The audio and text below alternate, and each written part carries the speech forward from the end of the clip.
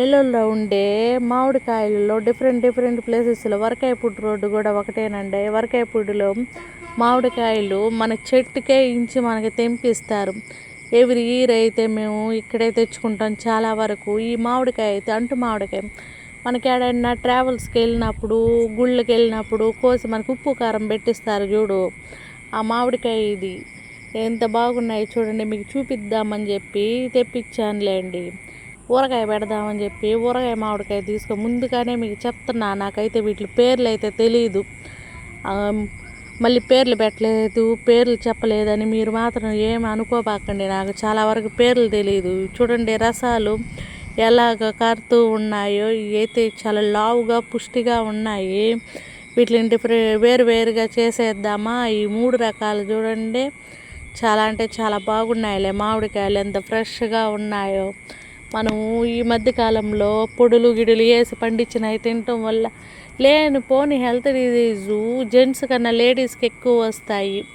ఎందుకంటే థైరాయిడ్ అని అవని ఇవని చాలా వరకు కొన్ని మనం కంట్రోల్ చేసుకుంటూ ఉన్నామనుకోండి, కొన్ని హెల్త్ డిజీజ్ నుంచి మనల్ని మనం సేవ్ చేసుకోవచ్చు కదా.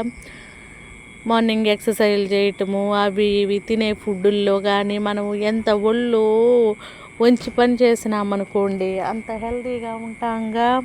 ఏమంటారు?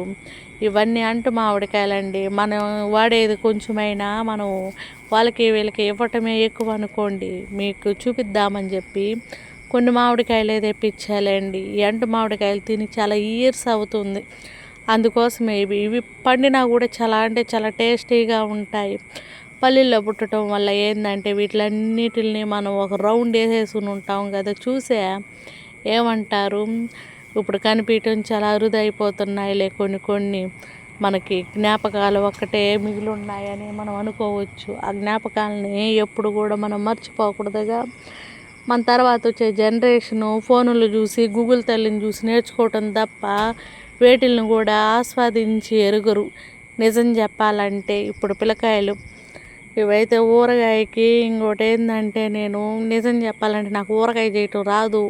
ఈ ఇయర్ ప్రాక్టీస్ చేస్తున్నాను. నెక్స్ట్ ఇయర్కి బాగా పికప్ అయ్యి మీకు మంచి ఊరగాయ వీడియోస్ మీకు ఛానల్లో పెడతాలేండి. పుట్టుకతో అందరికీ అన్నీ రావు, ఏది కూడా నేర్చుకుంటేనే వస్తుంది.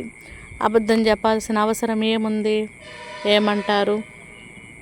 పులిహోరకైతే ఆల్రెడీ మామిడికాయలన్నీ వెళ్ళిపోయినాయి. వీడియో పెట్టేటప్పటికే పులిహోర చేసేసి అవి చేసి ఇవి చేసి, అయినా కూడా ఈ ఇయర్ నేను ఎట్టైనా చేసి మామిడికాయల్ని ఊరగాయ నేర్చుకోవాలని చెప్పి సంకల్పంతో ఉన్నాలే.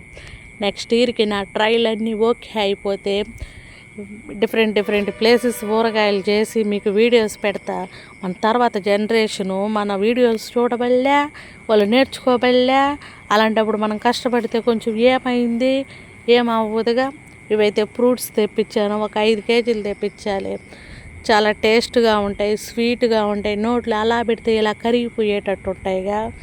నెల్లూరు వేస మరి లాగ్గా ఉంటే చెప్పండి, కంట్రోల్ చేస్తాను దాన్ని.